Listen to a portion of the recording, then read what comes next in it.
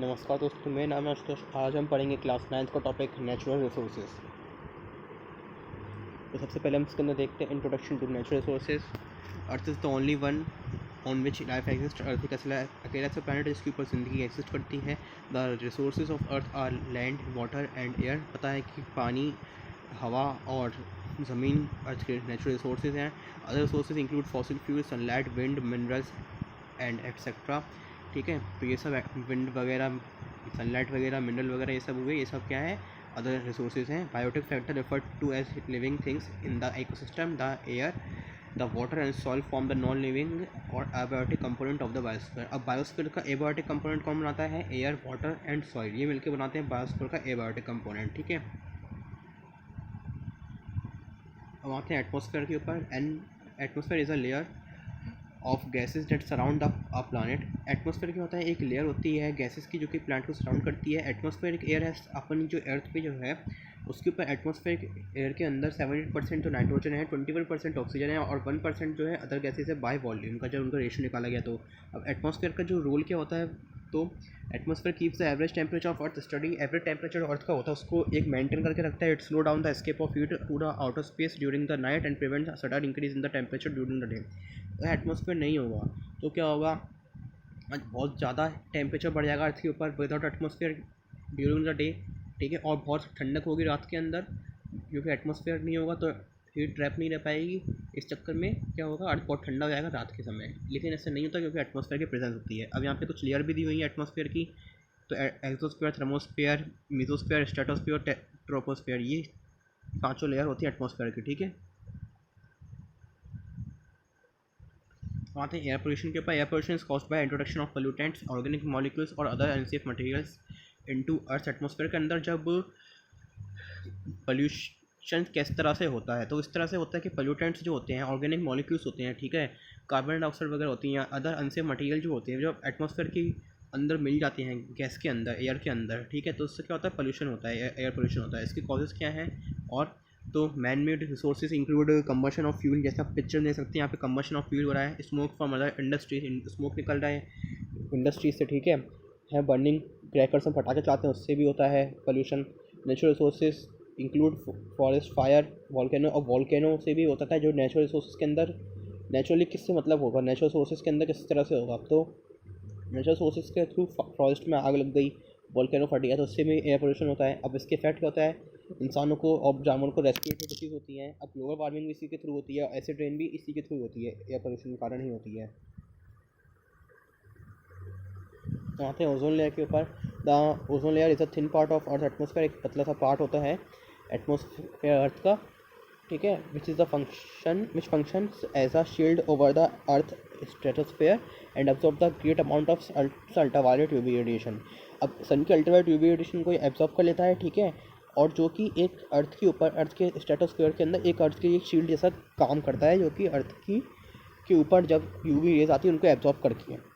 ठीक है, the ozone layer comprises of high concentration of O3 ozone in relation in to other parts of atmosphere. Other parts के atmosphere के comparison में इसके अंदर high concentration होता है O3 का। ओजोन लेयर डिप्लीशन किस तरह से होता है वो हम ये पढ़ेंगे। तो ozone layer depletion is the reduction of amount of ozone in the stratosphere which results in greater UV radiation reaching the earth surface. क्या होता है? अब अगर जैसे यहाँ पे ओजोन लेयर है, अब यहाँ पे कहीं कहीं क्या होगा? क्लोरोफ्लोरोकार्बन जैसे यहाँ पे होल बन जाते हैं अर्थ के, किसके अंदर? यहाँ पे होल बन जाते हैं ओजोन लेयर में। तो अब जब यूवी रेडिएशन इसके अंदर एंटर कर जाती हैं इन होल्स के थ्रू, ठीक है, तो क्या लिखा है?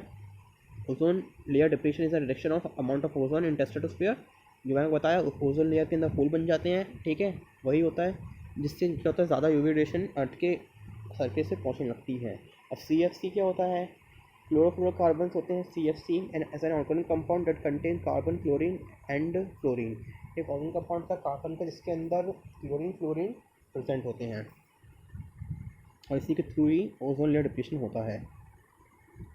अब आते हैं ग्रीन हाउस गैस इफेक्ट के ऊपर। ग्रीन हाउस इफेक्ट क्या होता है? तो the green house effect is the natural phenomena which occurs when the green house gas is present in atmosphere trap solar radiation. तो क्या होता है? जैसे CO2 जो गैस होती हैं, ठीक है, वो क्या करती है? CO2 हुई, और जो हमारे पास O3 है, क्लोरोफ्लोरोकार्बन्स हैं, NO2 है, ठीक है, वाटर वेपर्स हैं, ये सब क्या करते हैं? अर्थ के एटमॉस्फेयर के अंदर एक ग्रीन हाउस गैस की तरह एक्ट करते हैं, ठीक है। जिससे क्या होता है, जब अर्थ के अंदर, जैसे हमें पिक्चर में समझ में आ रहा है कि अर्थ के अंदर सनलाइट तो आ गई, ठीक है, हीट रेडिएशन आ गई, लेकिन अभी ग्रीन हाउस गैस का यहाँ पे एक लेयर बन जाती है ताकि ये एस्केप नहीं हो पाती। जब एस्केप होना चाहेगी हीट यहाँ से, तो उसने अर्थ की सरफेस को गर्म कर दिया। अब नाइट के अंदर रेडिएशन निकलेंगी अर्थ की सरफेस से, तो वो एस्केप नहीं हो पाती, वो इसके अंदर ट्रैप होकर रह जाती हैं बस। उसके कारण क्या होता है, अर्थ का टेम्परेचर बढ़ता है, उसी इफेक्ट को बोलते हैं ग्लोबल वार्मिंग। वाटर एक नेचुरल रिसोर्स, तो रूरल वाटर एवरीडे लाइफ के अंदर क्या क्या होता है देख लेते हैं। तो water from 2/3 of our body, 2/3 हमारा बॉडी का पानी से बना हुआ। It keeps the body temperature normal, body temperature को नॉर्मल रखता है। It also use for agriculture purposes, agriculture purposes के लिए यूज़ होता है, डोमेस्टिक पर्पज के लिए यूज़ होता है, इंडस्ट्रियल पर्पज के लिए यूज़ होता है। Distribution of water on earth is only 3% of water on the surface is fresh and the remain 97% is reside in the ocean, ठीक है। तो 97% जो है वो तो कहाँ रहता है, ओशन के अंदर 97%, और सिर्फ 3% जो वाटर है वो कहाँ पे मिलता है, हमें फ्रेश वाटर के तौर पे मिलता है, यानी कि पीने के योग्य जो पानी है वो 3% है अर्थ के ऊपर।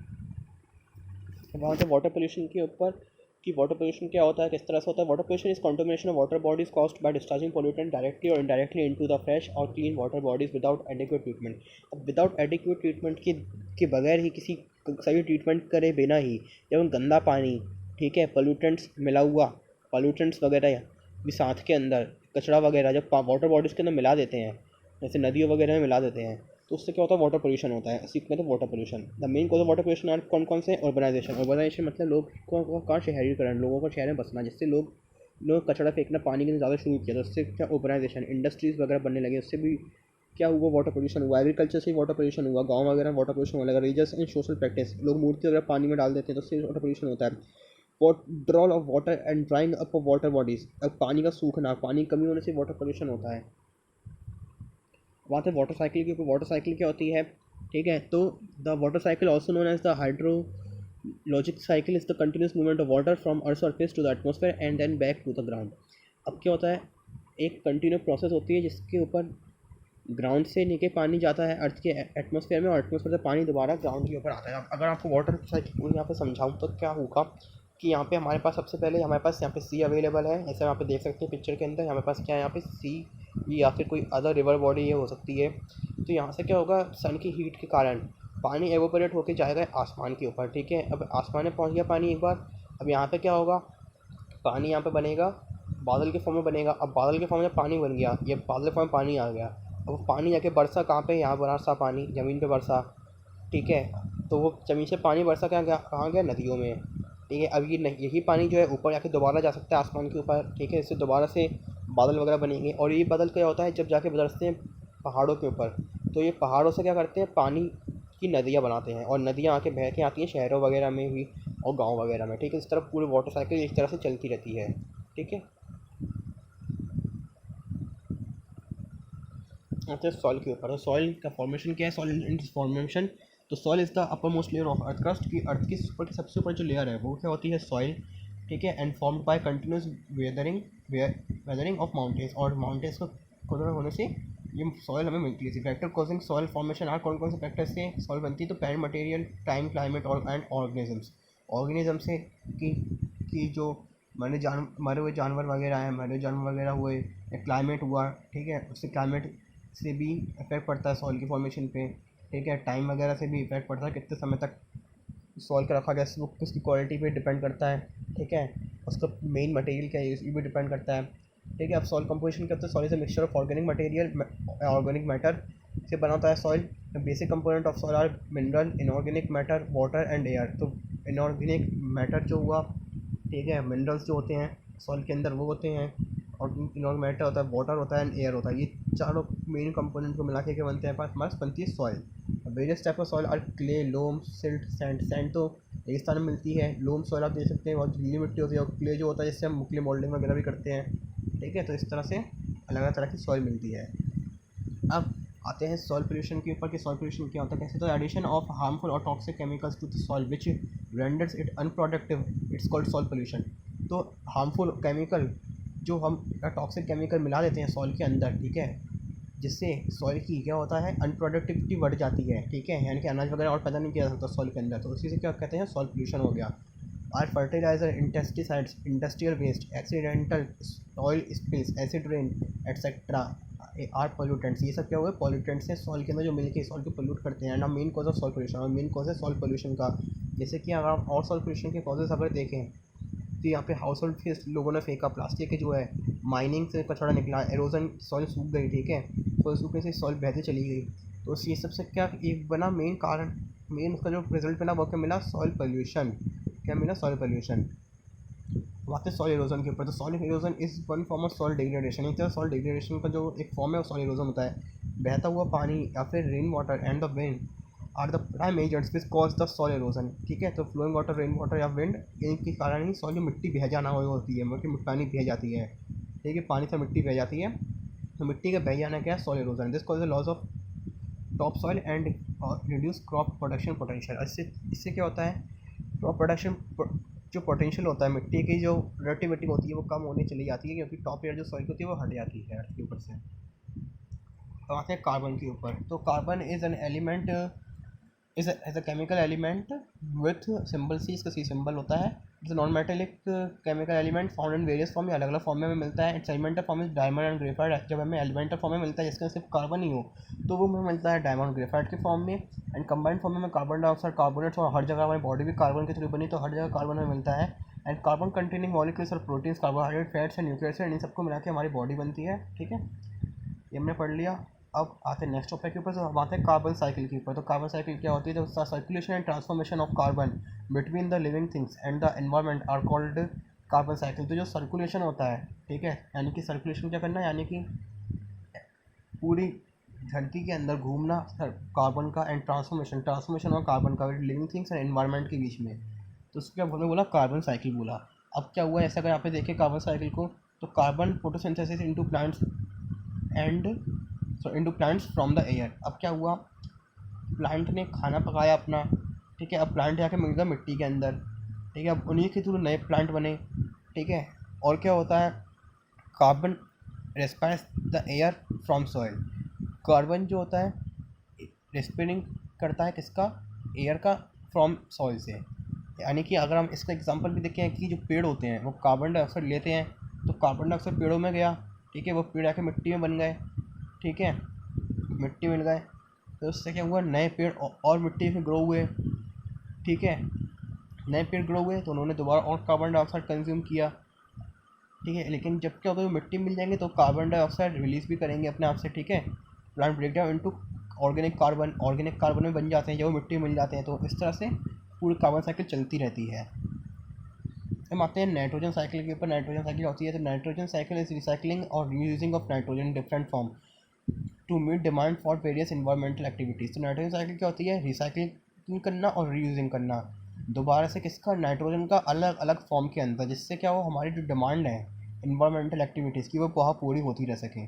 अगर इससे हम देखें कि कैसे क्या होता है, तो सबसे पहले क्या होगा, नाइट्रोजन फिक्सेशन होगा। अब नाइट्रोजन फिक्सिंग जो बैक्टीरिया होते हैं एटमॉस्फेयर के अंदर, वो क्या प्रोड्यूस करते हैं, NH3। ठीक है, उन्होंने क्या प्रोड्यूस किया, सबसे पहले NH3 प्रोड्यूस किया। अब NH3 उन्होंने प्रोड्यूस किया, वो क्या गया, किसके पास गया, नाइट्रीफाइंग बैक्टीरिया के पास। उसने क्या प्रोड्यूस किया, NO2। ठीक है, और जो पहले से ही हमारे पास NO2 अवेलेबल था अर्थ की सॉइल के अंदर, वो उसका क्या करेंगे, नाइट्रीफाइंग बैक्टीरिया उसको बनेंगे NO3 के अंदर। ये NO3 जाएगा प्लांट्स वगैरह के अंदर। ठीक है, और ये क्या होगा, एसिमिलेशन से ग्रास वगैरह में भी जाएगा, और ये NO3 क्या जाएगा, डीनाइट्रिफिकेशन बैक्टीरिया के पास जाएगा। ये सब बैक्टीरिया अर्थ की सॉइल में, अर्थ के एटमॉस्फेयर वगैरह में प्रेजेंट होगा, तो डीनाइट्रिफिकेशन बैक्टीरिया जो होगा वह डीनाइट्रिफिकेशन करेगा और उसको NO3 को तोड़ देगा N2 के अंदर, और यही N2 दोबारा से आएगा बादलों वगैरह के पास, और उसी के पास क्या होगा, यहाँ पे दोबारा से नाइट्रोजन फिक्सेशन होगा, फिर नाइट्रोजन फिक्सिंग बैक्टीरिया आएगा, फिर दोबारा से NH3, और उसी तरह से यहाँ पे अमोनिफिकेशन भी यहाँ पे होता रहेगा साथ ही साथ।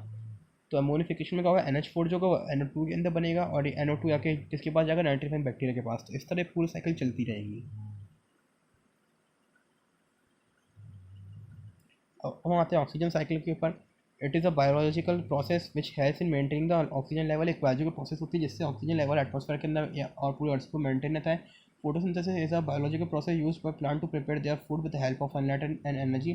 फोटोसिंथेसिस एक प्रोसेस होती है जिसके द्वारा, एक बायोलॉजिकल प्रोसेस होती है जिससे जब प्लांट अपना खाना बनाते हैं, ठीक है, किसकी कहते हैं, सनलाइट और एनर्जी की मदद से। अब हम देखते हैं ऑक्सीजन साइकिल किस तरह से पूरी तरह से एक बार वर्क करती है, एक बार समझ लेते हैं। तो क्या होगा, सनलाइट जो होगी उसके थ्रू फोटोसिंथेसिस हुआ, जिससे क्या हुआ, प्लांट ने ऑक्सीजन छोड़ी, यही ऑर्गेनिक कार्बन जब प्लांट जाके मिट्टी मिल जाएंगे, ठीक है, तो उनसे कार्बन वगैरह निकलेगा, ये भी होकर हमें मिलेगा। अब क्या वजह, उन्होंने ऑक्सीजन छोड़ी तो वो जाएगी एनिमल्स के पास, एनिमल रेस्पिरेशन करेंगे, जो एनिमल रेस्पिरेशन करेंगे तो ऑक्सीजन लेंगे, CO2 छोड़ देंगे, ठीक है।